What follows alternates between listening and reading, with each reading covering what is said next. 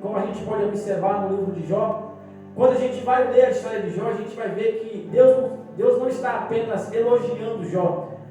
Deus está dizendo para Satanás: você tem observado, meu servo Jó, que por livre e espontânea vontade, ele é um homem sincero, é um homem reto e desvia-se do mal.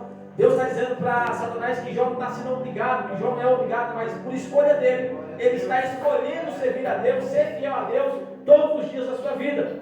Aí então a gente vai ver que Satanás questiona a Deus por conta disso e fala: mas também tem razão. Porque, irmãos, o relacionamento de Jó com Deus é um relacionamento que, se a gente for observar, é fora do normal. Porque Jó era um homem que desviava-se do mal, temia a Deus, amava o Senhor. E Jó se preocupava também com a vida dos seus filhos. Jó tinha um temor tão grande por Deus, que todas as vezes que os seus filhos festejavam e que as festas se acabavam, Jó chamava os seus filhos para que eles se purificassem.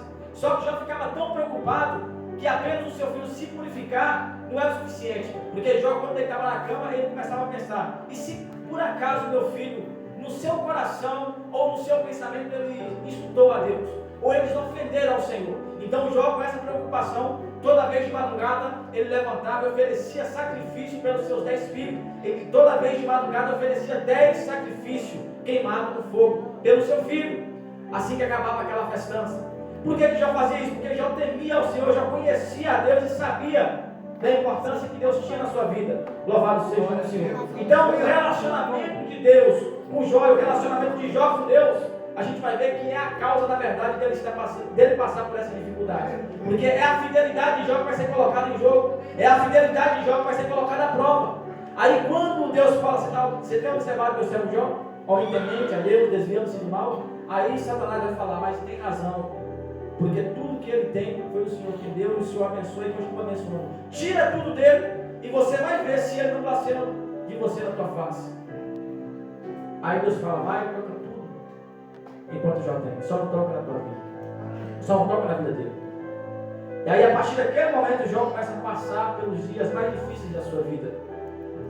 E tem crente pensando que, às vezes, por ele ser fiel a Deus, por ele dar o dízimo, por ele vir na igreja, por ele orar, por ele jejuar, ele não vai passar por aflição. E tem alguém por aí dizendo que você não pode passar por aflição porque você é filho de Deus. E às vezes no seu interior, lá no seu coração, já disse isso aqui domingo, quando você começa a passar por momentos de aflição, momentos de luta, vai ter aquela voz no seu interior dentro de você: mas você não é crente? Você não é filho de Deus? Você não está na igreja todo dia? Por que você está passando por isso? Quando na verdade, irmão, se a gente for ler a palavra de Deus, essa é uma ideologia ou uma teologia criada por Satanás. Se você for olhar no deserto, quando Jesus está orando, que ele passou os 40 dias e 40 noites, depois dele ser batizado, que o Espírito de Deus desce sobre ele e que a voz do céu clama: este é meu filho amado em quem me comprazo. Ele é conduzido para o deserto, e lá no deserto, depois dos 40 dias, Satanás aparece. Se tu és o filho de Deus, se tu é quem diz que você é, se você é quem você acredita que é, transforma essa pedra em pão. Se você é filho de Deus, você não pode passar por isso, então transforma essa pedra em pão. Aí então, Jesus vai usar a palavra de Deus para rebater e refutar Satanás. Nem só de pão viverá o homem, mas de toda a palavra que sai da boca do meu Pai. Louvado seja o nome do Senhor. Glória a Deus, glória a Deus. Então essa ideologia de que crente não pode passar por luta, você não pode sofrer porque você é crente, porque você é cristão, essa não é a promessa de Deus.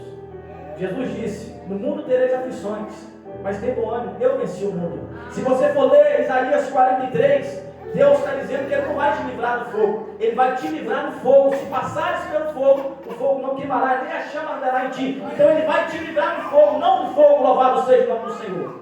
Aleluia. Então a gente vai ver que o relacionamento de Deus com Jó colocou Jó naquela situação de prova, de dificuldade. Mas a gente vai ver que por ele manter um relacionamento com Deus, Deus também deu tudo em dobro quando ele tinha. Louvado seja o nome do Senhor. Aleluia. Louvado seja Deus. A gente vai ver que Daniel, aleluia, por ser fiel a Deus, por se distinguir dos demais, por servir a Deus com fidelidade, começam a armar contra a vida dele. Daniel, ele tinha um relacionamento com Deus e todo dia, 3 vezes por dia ele orava ao Senhor. Ele chegava no seu quarto, o quarto de Daniel ficava da banda de Jerusalém. Então Daniel chegava, dobrava os seus joelhos e orava ao Senhor. E o povo querendo achar alguma coisa contra a vida de Daniel, não achou.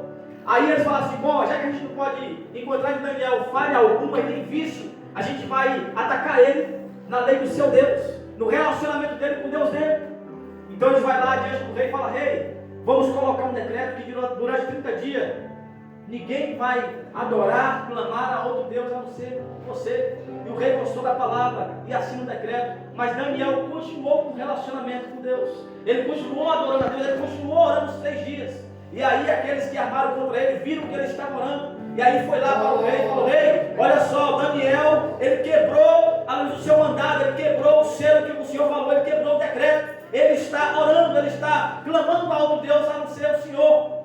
Tem que ser lançado na cova dos leões. Então a gente vai ver que Daniel, por ele ter um relacionamento com Deus, orar 3 vezes por dia, ser fiel ao Senhor, ele está indo para a cova dos leões. Louvado seja o Senhor.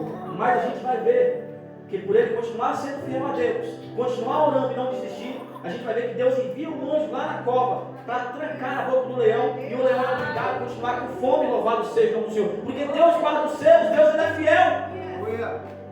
Glória a Deus, aleluia, Jesus. Então, às vezes, irmãos, o relacionamento com Deus pode te colocar em dificuldade? Pode. Mas saiba que Deus é fiel. Deus jamais desampara um filho seu. Aleluia. O que vai fazer a diferença no final é como que você lidar com a situação. Como que você lidar com a circunstância. Você é aquele que vai murmurar e reclamar? Ou você é aquele que vai adorar? O pastor, ele perde a sua esposa e no dia seguinte ele tem que ministrar a palavra de Deus, ele tem que pregar. E todas as pessoas ficaram esperando para ver qual seria a atitude do pastor que iria pregar no dia seguinte após ele perder a sua esposa, uma mulher que ele estava acompanhando há tantos anos. Então o pastor, ele sobe em cima do altar e as suas primeiras palavras é: um dia nós vamos embora daqui, e quando nós chegar lá no céu, lá não vai ter tristeza, lá não vai ter dor, lá não vai ter luta, lá não vai ter sofrimento, lá vai ser só alegria.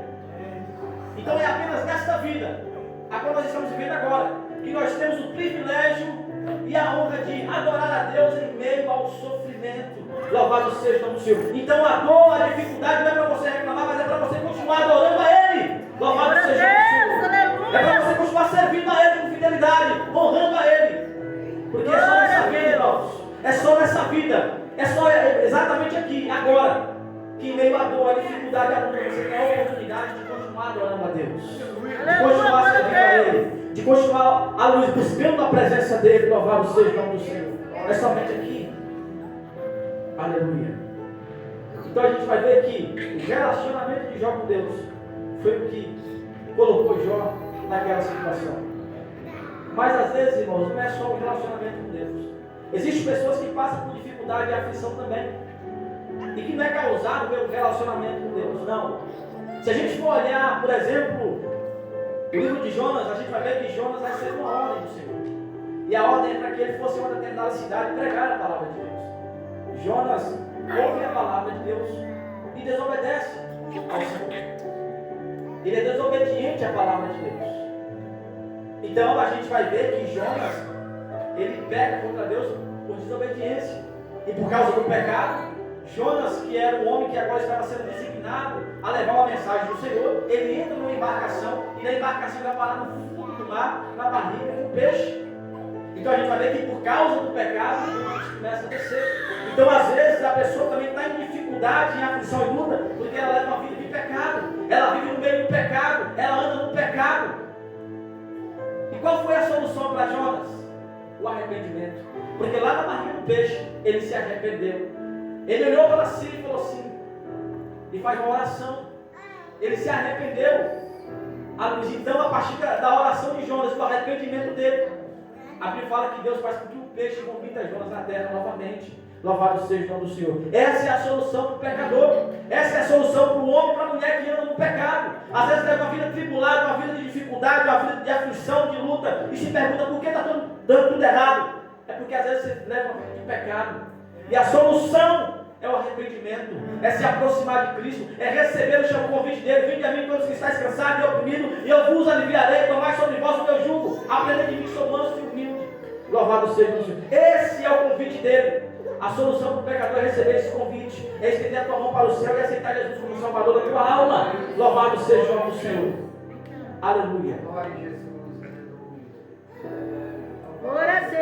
Louvado seja o nome do Senhor. Então, irmãos, não é tempo da gente perder tempo. Porque a coisa mais importante que a gente tem aqui na terra é o nosso tempo. É o teu tempo.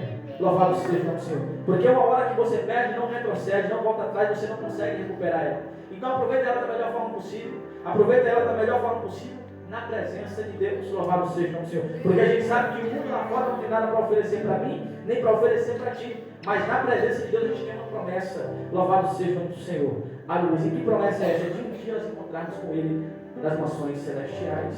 E se você quer fazer parte, se você quer receber essa promessa, só existe uma forma, né? Aceitar Ele como Salvador da tua alma, será um compromisso com Ele, ter uma comunhão com Ele e continuar servindo a Ele, sendo fiel a Ele em meio às dificuldades, em meio às aflições. Louvado seja o nome do Senhor e Salvador Jesus Cristo. Essa foi a palavra que Deus colocou no meu coração para poder compartilhar com os irmãos essa noite, que os irmãos possam guardar ela em vossas vidas. Louvado seja o nome do Senhor, porque a palavra de Deus ela só tem efeito quando a gente ouve, guarda e pratica. Louvado seja o